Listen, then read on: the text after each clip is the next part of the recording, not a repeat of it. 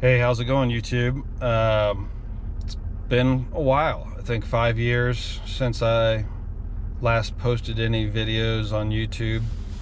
Um, just kind of forgotten about our channel in some ways, and thought I'd fire it back up, but I probably need to kind of explain the reason behind it, why I've decided to try to do it again.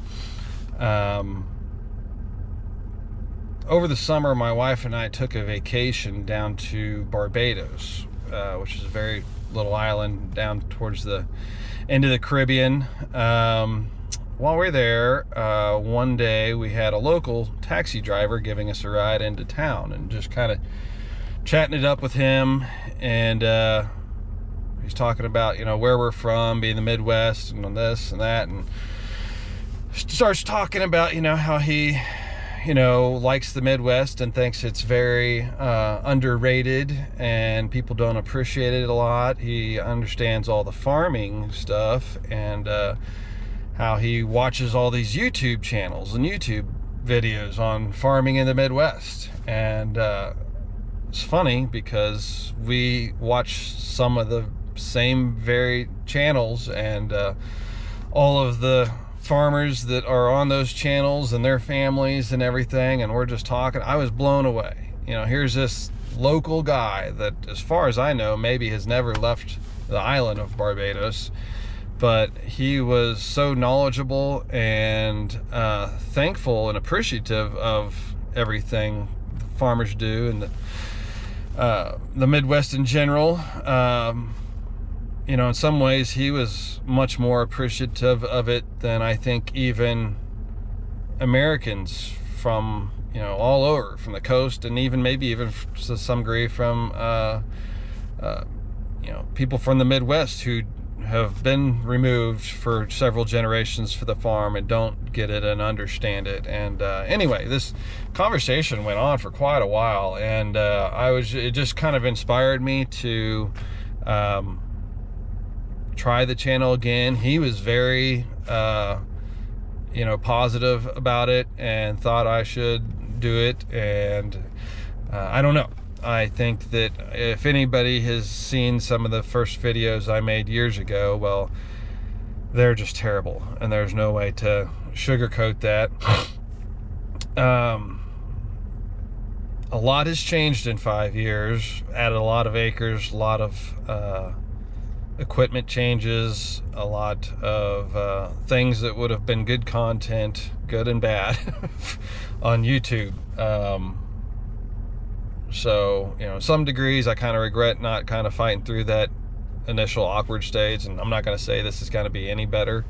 Very likely could, I'm sure we're going to get a lot of comments about editing and just not being ourselves on camera, or just used to being on camera. I'm sure all that's going to take time. The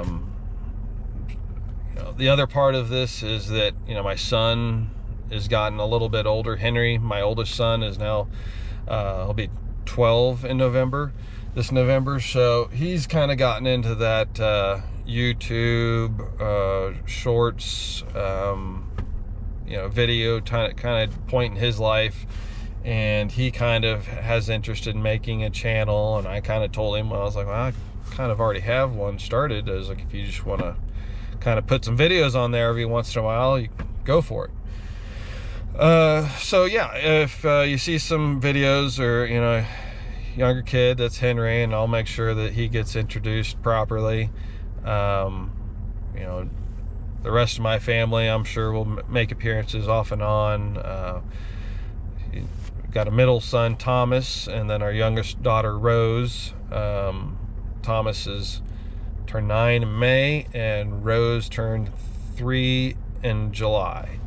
My wife, Megan, we recently built a house out at the farm, kind of our dream house. Moved in last October of 24. A lot has been going on, some of which here I'll get out and show you. We're getting ready to start kind of a new machine shop project. Gonna be a nice big building, heated. Gonna have a lean-to off the back side of it. A portion of that lean-to is gonna be enclosed for some 4-H projects. My kids are into showing pigs right now.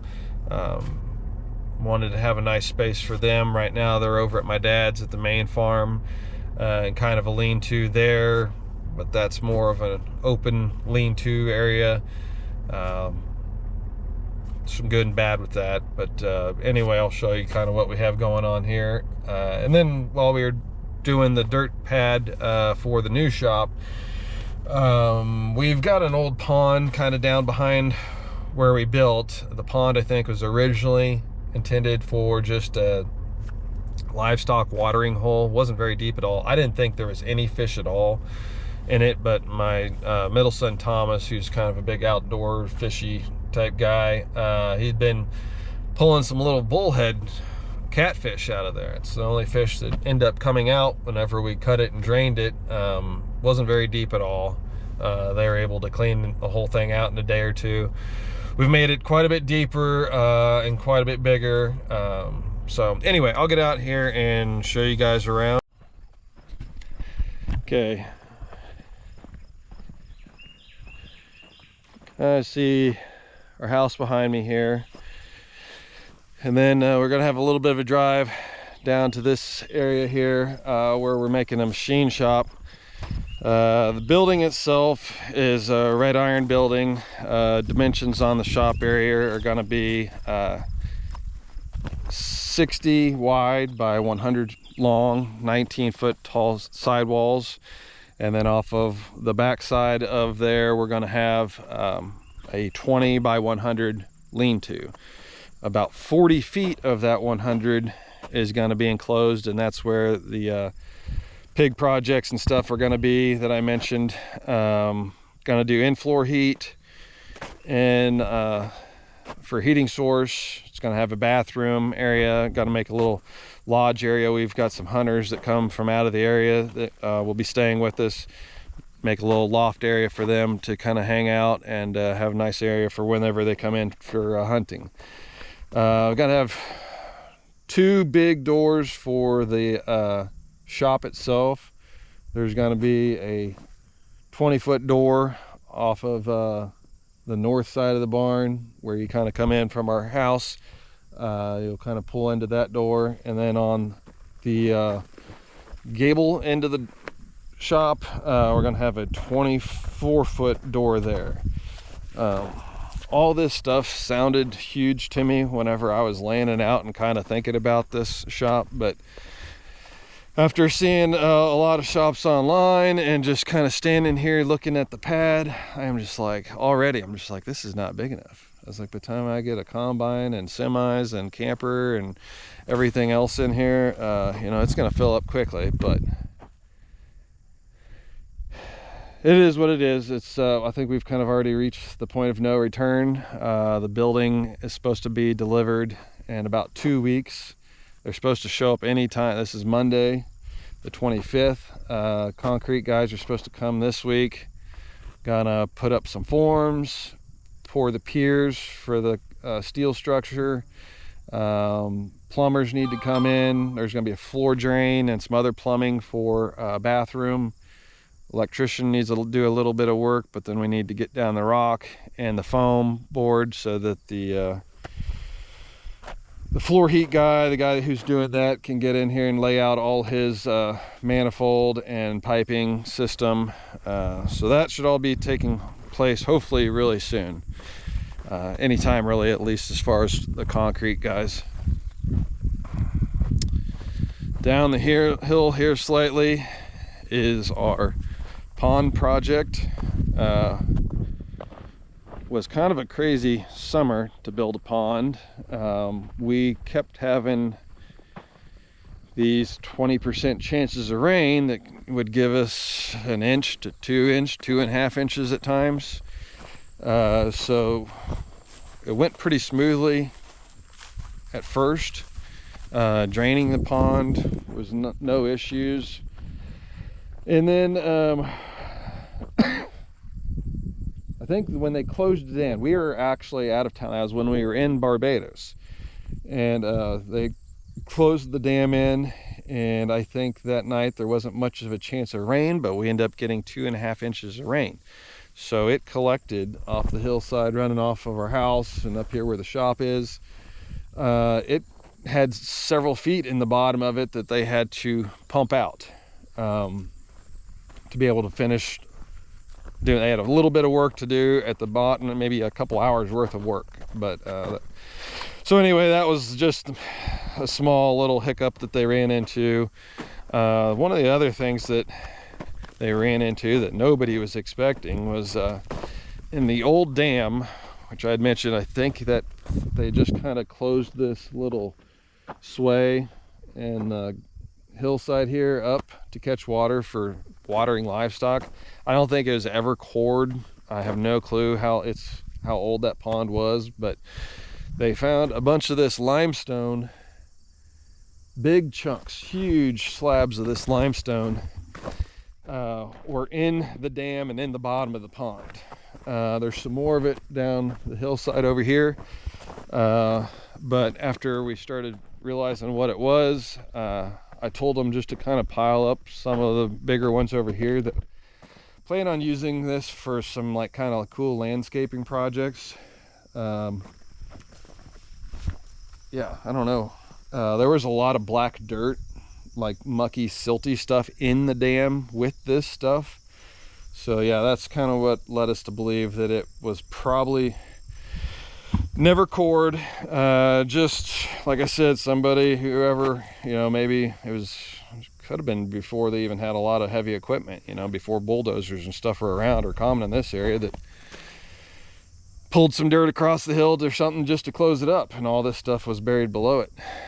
We've got some nice red oak logs that were in the woods here, kind of behind where the old dam was. There's really brushy, a lot of mature trees and everything. We wanted to expand the dam down the hill a little bit, but there's some nice logs here that I think I'm gonna let them kind of hang out and dry for a while, a couple years maybe. And we've got some Amish in the area that have some sawmills. We love rough cut oak or lumber in general around here.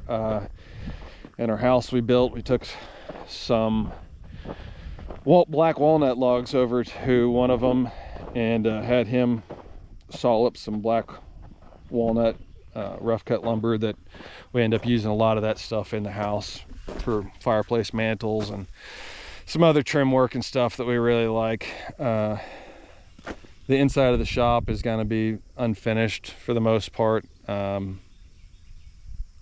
think I'm just going to try to finish a lot of that myself.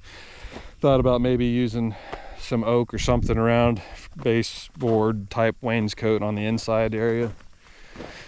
So that's it. The pond project, I need to get it kind of smooth. They've got it semi smoothed out with the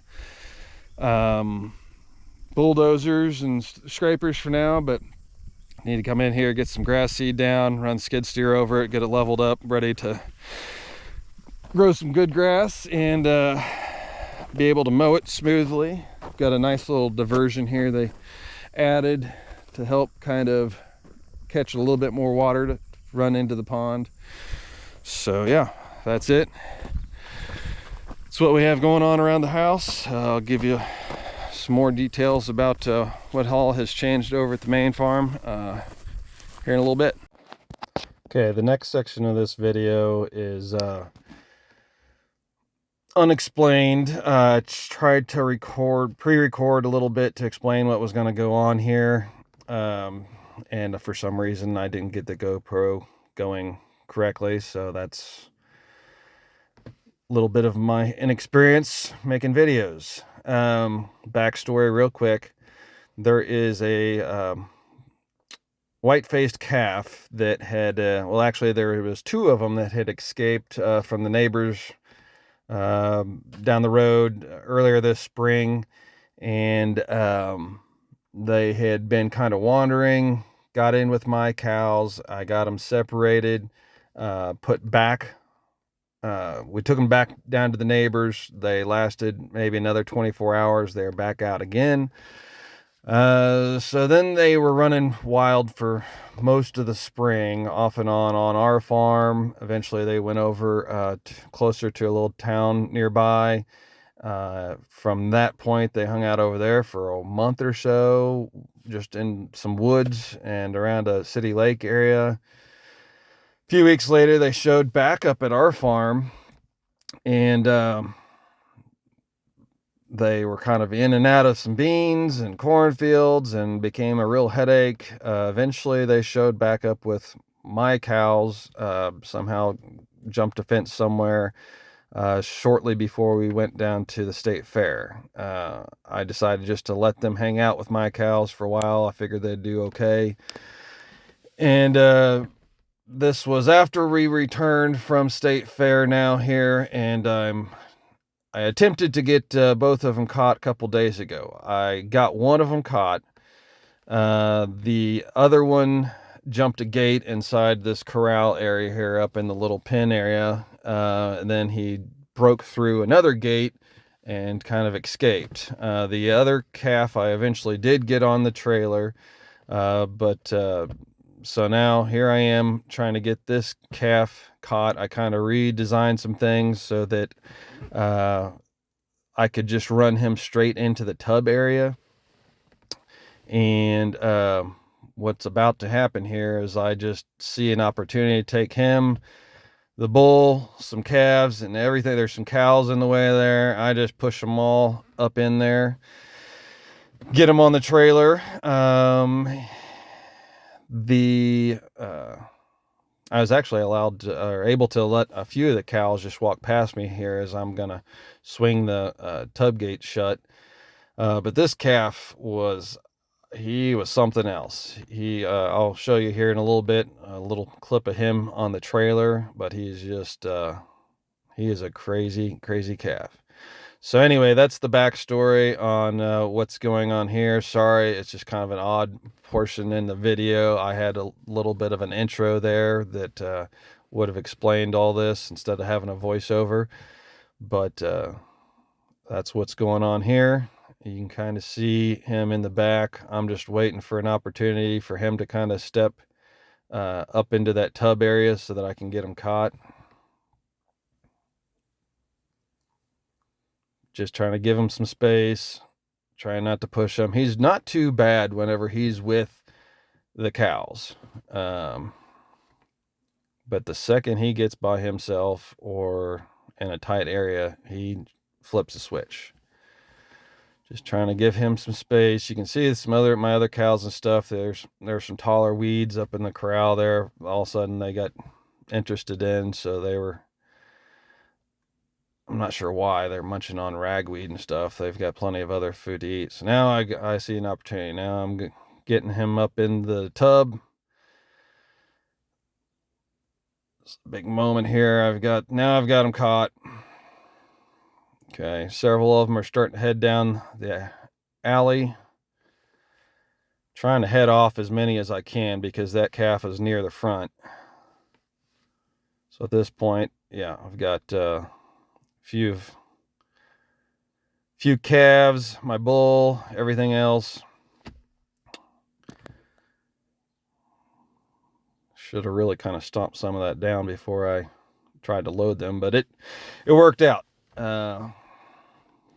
Got them caught here, and then once they're on the trailer, basically I've got 3 pins in there, some dividing gates, and that's kind of what you're going to see I'm doing is I'm just going back and forth, working the gates, slide gates, letting some calves or my bull run through, trying to get them separated on the trailer. Eventually I end up with the calf, the wild neighbor's calf, on the back end of the trailer. He wasn't ready for him. He was working or something. So I decided I was just going to kick my bull and the calves out the side gate, which I really wasn't excited about having my bull it's kind of a big jump for him. Never know whenever he's going to land on his leg wrong or hurt his back or something jumping off the side of the trailer, but went ahead and did that. So now I'm going to back all these other cows. I was trying to get them turn back out before they ran down the alley again, but they were confused. Not their fault. Wasn't the best situation. Not how I generally like to work them, but I was desperate to get this. You can see the little bow in the gate from where that calf jumped last week.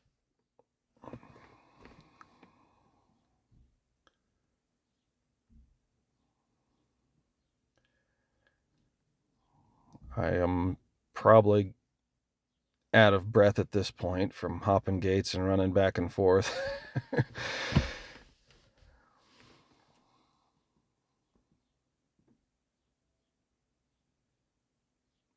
Trying to back them up.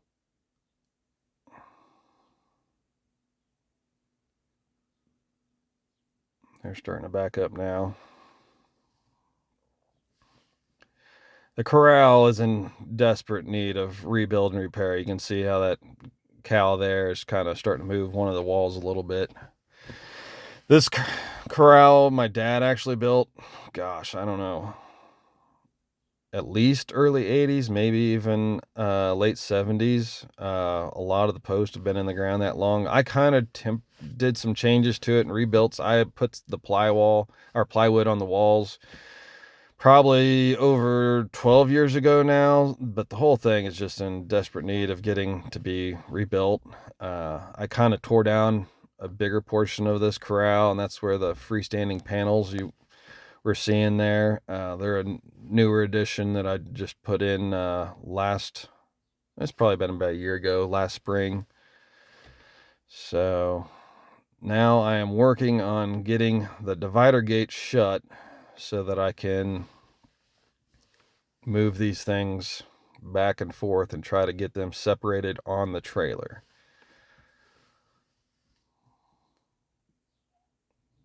It's kind of hard. They don't give you, those gates are kind of heavy. They don't give you a whole lot of room to stick your arm through there. It helps if you have a pipe or something to push them shut. You got to be careful sticking your arm through there because you never know, especially the bull, whenever he's going to decide to come back the other way and it's going to pin your arm inside there. Didn't have a whole lot of options. So that's the way I got it done. I think I've got both gates shut. Now I begin the process of going back and forth. I'm going to use the little slide gates to kind of work them back and forth and get the calves, my calves and the bull separated on the trailer versus his calf, the neighbor's calf.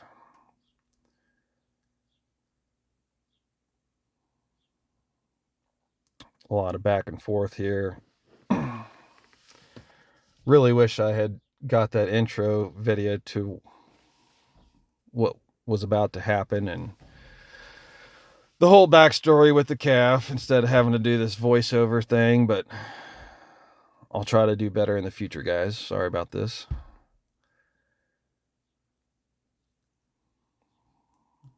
In this video, without the voiceover, all you really hear is me huffing and puffing, out of breath, and maybe a few choice words for that calf, and out of the excitement of having him caught finally, which we're gonna needed to edit those out anyway and keep this a family video and family channel.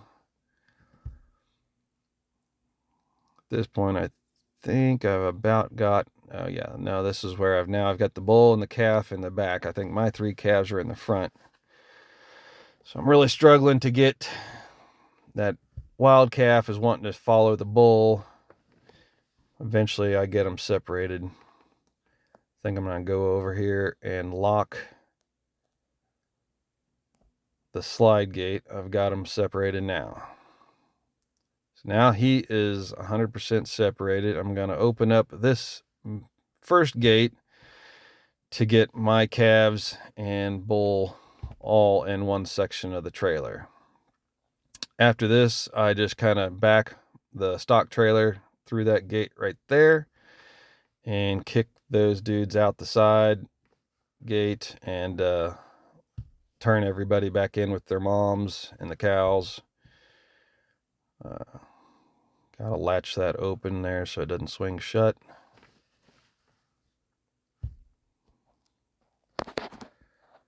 So now they're caught. That's all the story on the wild calf and what is going on in this portion of the video.